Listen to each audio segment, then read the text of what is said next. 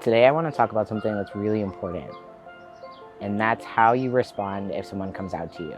It's really important that you respond in the right way.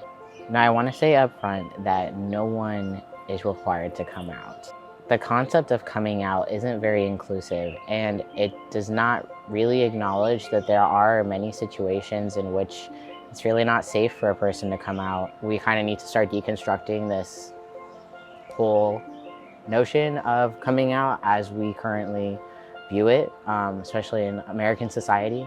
There are probably going to be instances where people in your life do come out, or they do tell you about their sexuality or their gender identity.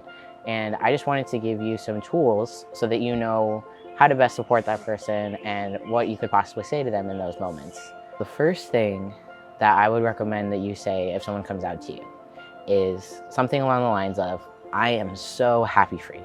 You are communicating to the person that just came out that their identity is something to be celebrated, that it's a very momentous and happy occasion, that you want to share in that joy with them, and that it's not a bad thing, that you're not upset or disappointed.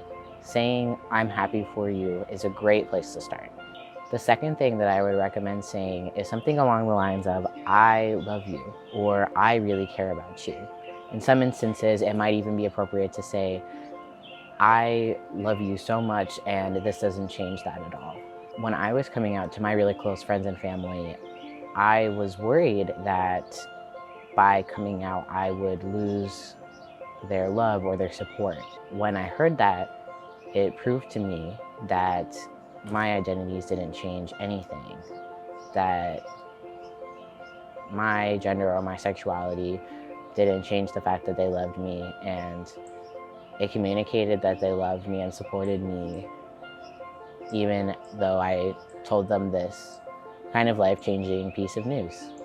One of the things that's really hard to fight against is that narrative that your sexuality or your gender identity might mean that you will lose friends and family. It might mean that you won't be accepted in society. And so by saying something like "I love you" and "I really care about you," you're proving to that person that that narrative that they might be unlovable or that they don't deserve your support is not true. You're proving to them that you do love them, that you do support them. It's a real moment of vulnerability that you need to support them through, and you need to affirm that you love them and care about them no matter what. Another thing that you can say to someone if they come out to you is something like, "Thank you so much for telling me." You're acknowledging the extreme effort that it takes for someone to, gather the courage and say that out loud. It's really, really scary. So what you want to communicate to them is that you really appreciate them taking the time and the effort to tell you. No one owes you coming out or a private conversation about it because of the fact that it's so difficult, and we need to deconstruct that assumption that they're required to come out in the first place, right? I also heard other things like, that must have been really hard. I'm so glad that you figured this out and that you were able to tell me. Something like, "Thank you for having the courage to do that and being really brave." But generally, thanking the person for telling you is really, really appreciated. The last thing that I would recommend you say if someone comes out to you is, "How can I support you?" Being an ally, to me, means that you are listening and that you're centering the LGBTQ plus person in the conversation. You really don't need to spend that much time talking at all. And so by asking this question, you're opening the door to the person to then kind of explain further what they need.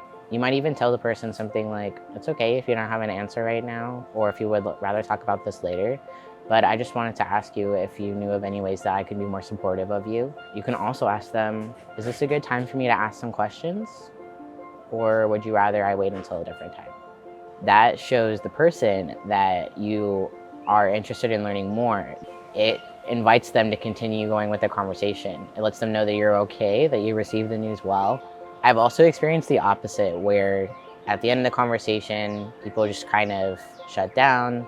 There's no real follow-up, and it can be pretty awkward to bring it up in the future or try to integrate that into my relationship with someone if they seem really uncomfortable with the idea of me being LGBT.